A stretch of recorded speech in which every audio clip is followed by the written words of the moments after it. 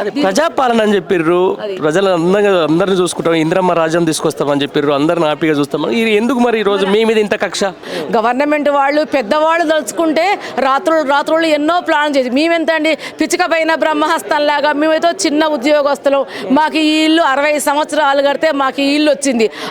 వారు తలుచుకోవాలి కానీ జాగలే లేవా అండి మమ్మల్ని వదిలిపెట్టి మా ఏరియాలో మమ్మల్ని బ్రతకనిచ్చి వాళ్ళు తలుచుకుంటే వాళ్ళకి వాళ్ళకి ఎన్ని భూములు లేవు, ఎన్ని కథలు లేవు. వారు చేసిన ప్రాజెక్టు బాగానే ఉంది కావచ్చు, కానీ ఇక్కడ ప్రజానీయకం లేకుండా ఉంటే, ఆ ప్రజలు లేకుండా ఉంటే బాగుండేది. మేమందరం మధ్యతరగతి వాళ్ళందరూ ఇక్కడ ఉంటున్నాం కదా. రేపు మీకు సప్ప పెట్టకుండా వచ్చి 4 గుడ్డలు వచ్చి మొత్తం కొలగొట్టేసినాక ఏం చేస్తారు? ఇక మా ప్రాణాలు పోవటమే. అందరం చాలా మంది ఏంది మంచిగా ఉంటేనే హార్ట్ అటాక్లు వస్తున్నాయండి. ప్రశాంతమైన జీవితం మీద ఉంటేనే హార్ట్ అటాక్. అది కూల్చిన్నాడు ఎంతమంది ప్రాణాలు పోతాయి ఇక్కడ. మేము ఇప్పుడు మామూలుగా శని ఆదివారాలు రాగానే బుల్డోజర్లు తిరుగుతున్నాయి హైదరాబాద్ లో. ఇప్పుడు చాలా మంది పేదల ఇల్లు కూలగొట్టి రేపు మొదట మీ పరిస్థితి కూడా ఏమవుతుంది అంటే అంటే ఏంది మరి మీరు నెక్స్ట్ స్టెప్ ఏంటి? ఏమీ లేదండి. ఇన్ని రోజుల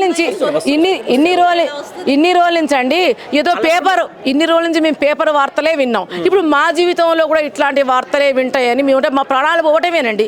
ఎందుకంటే అందరం ఏజ్డ్ వాళ్ళం, ప్రాణాలు పోవటం. ఇంకెందుకు మేము ఇట్లా చేస్తాం? ఏముందండి ఇంకా మాకు వేరే ఆధారం ఏముంది చెప్పండి?